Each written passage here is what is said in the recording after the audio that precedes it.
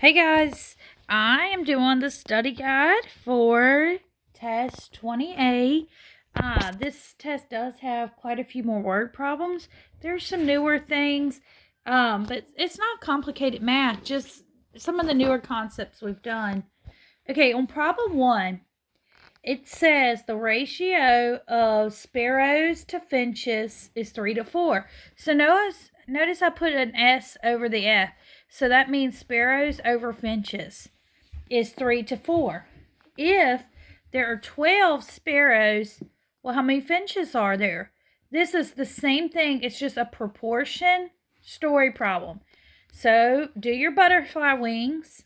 So 3 times x is 3x. 4 times 12 is 48. And remember, you're going to divide both sides by 3. That's your hint on that one. Number 2, it's another number cube problem. It says, what are the odds of rolling a 4 if you roll the dice one time? Well, you know that that's 1/6 because there's 6 numbers on a number cube. It says, well, what's the odds of it if you do it twice? Well, that'd be 1/6 times 1/6. Multiply those two numbers. Okay, the next one. You just have to fill in the missing blanks here, okay? On the first one, how would I write 6/10 as a fraction? 6/10. Do not forget to reduce. Okay, reduce that.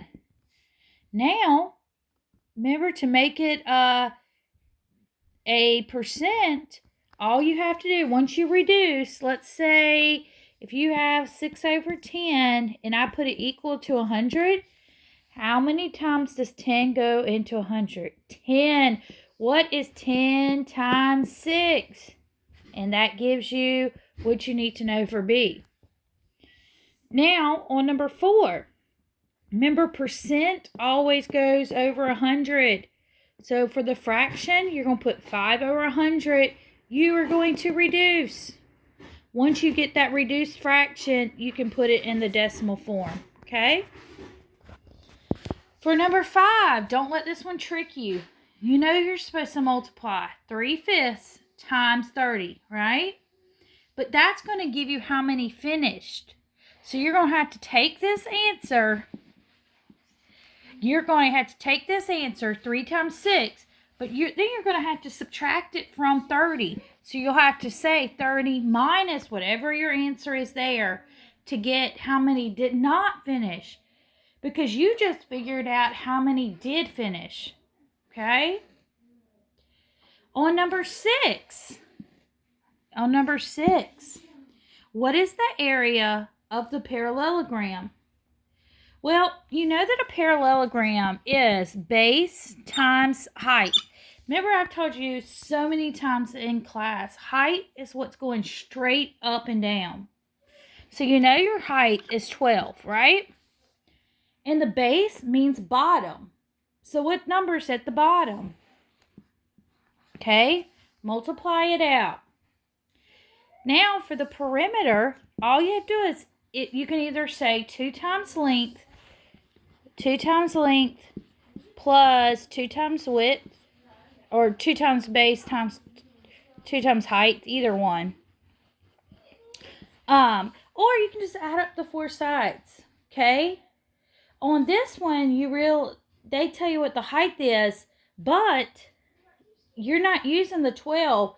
You're just going to say 15 plus 15 plus 13 plus 13, right? Because the sides are 13 and 13 and 15 and 15.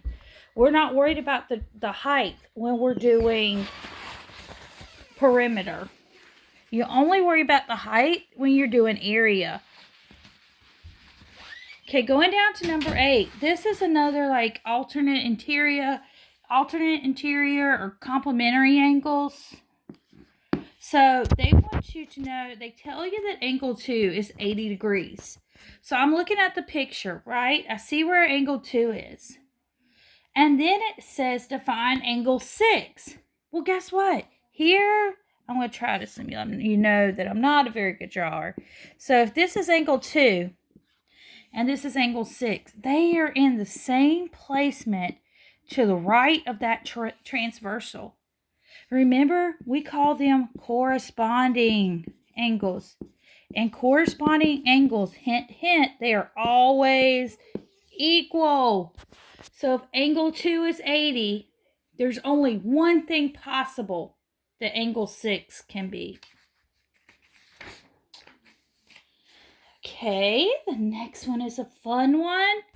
We talked about how angles on the outside are always going to end up being 360 degrees. Okay, it says Anita begins at point A. She ran around the field once, making 5 turns. Okay, in those 5 turns, how many degrees did she run? Okay, so just think about it. And what we might do, this was lesson 90. I think that might be a fun one to call your bonus. But I'm just saying, look back at lesson 90, okay? She's making 5 turns. That is not one that we went into a lot of detail because we honestly, that was one that we kind of just went through very quickly, but still one of those ones that kind of fun to kind of draw out and try to figure it out. There's 5 turns. She ran around the field one time, okay? But we're going to call that one our bonus. I try to have one on all the tests, where if you get it wrong, I don't count it against you, but if you get it right, it can substitute, okay? Number 10 is a perfect square. What 2 numbers multiply to each other to equal 900? I will give you a hint. It is a number less than 40. It's a number greater than 20, okay? On number 11, that is some of our newer things. You have 2 negatives. What did we talk about? A negative plus a negative. If they're like signs, so that means 1 negative here, 1 negative here, you're going to just add them up and slap that negative on it. So all you're asking yourself here is, what is 3 and 5 added together? And you're going to have a negative sign attached to it. Now, number 12, this is newer. This is something you'll go into so much detail next year. It will just become routine. If you have, remember your book tells you, if you have a negative and you're minusing another negative, do not forget you have to change it to addition. Okay? So now, and if you want to remember, a great way of doing this is on the number line. Go to negative, here's the 0, right? And I'm going to go 1, 2, 3, 4, 5. I'm going to go to negative 5. I'm going to move, and here we go. I'm going to move 7 spots, right? Because it's now a positive. So I'm going to go 1, 2, 3, 4, 5, 6, 7. Okay, and here was the 0 right here. So think about it. Here's negative 5. Here's 0. I went 1 and where am I at? Right there. Okay. So that's how you would do number 12. Now, number 13, remember, volume equals length times width times height. Length times width times height. Here's your hint. You got 3 numbers. What do you think you're going to do there? Just plug them in. Number 14, that is one of the ones where that was investigation 6, I do believe. And it's right in the reading, okay? You can look that one up. It will tell you in that lesson exactly how many edges and how many vertices, and all you do is subtract, okay? On 15, this is order of operations. Do you see any parentheses? No. Do you see any exponents? You sure do. You sure do. Plus 3 times 2. All right, so what is 2 cubed? Remember, that's 2 times 2 times 2. 2 times 2 times 2. 2 times 2 is 4. 4 times 2 is 8. What is the square root of 9? Well, you know that's 3.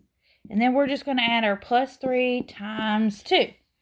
Okay, then you ask yourself next, do you see any multiplication or division? Yes, you do. So you're going to have to save this subtraction. Oops. You're going to have to save that subtraction for later, okay? So you're going to say 8 minus 3 plus 6. Now, all I have left is addition and subtraction. So you're just going to work that left to right. We are almost done. On 16, they want a decimal answer there. And that's fine.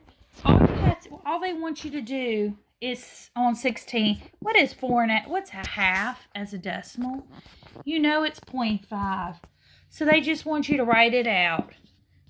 4.50 and subtract. Okay? On 17 is the butterfly, guys. 3 over 20 equals m over 100. Do your butterfly.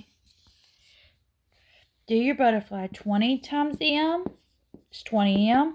3 times 100 is 300. And then divide both sides by 20. Okay. On 18, what's the opposite of addition? I know you're saying subtraction. So on 18, subtract 3.6 from both sides. Okay? Subtract 3.6 from both sides. And that will give you your answer. Okay?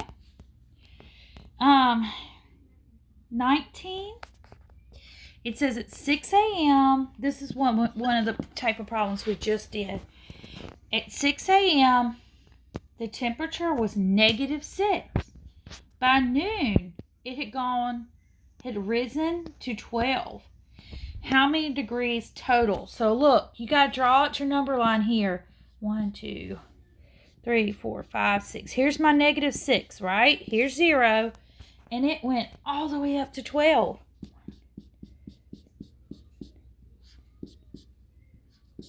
All the way to 12.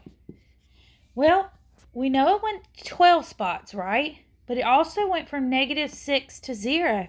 So it went 6 spots and then all the way to 12. So what is 12 plus 6? And that's your answer, okay? And the last one is more of a review. The diameter of a circular target is 12 inches. What is the area? So remember how we've talked about area of a circle is pi times the radius squared. So if my diameter is 12, my radius is half of that, right? Because in a circle, your diameter is the whole length. The radius is only half of that, okay? So 12 divided by 2 is 6. So you're going to say pi times 6 squared. Well, 6 times 6 is 36. So to get your answer here, all you have to do is say pi. And if you don't remember, they even told you in parentheses what to use it as, 3.14. And we already said the radius squared was 36. Then all you have to do is multiply it out, guys, okay? If you have any questions, you can individually call me on Duo, or you can just call me or text me. You are welcome to do that. I do not mind. I'm usually up by 7, and I'm around my computer most of the day. So, good luck, and I hope you have a good day.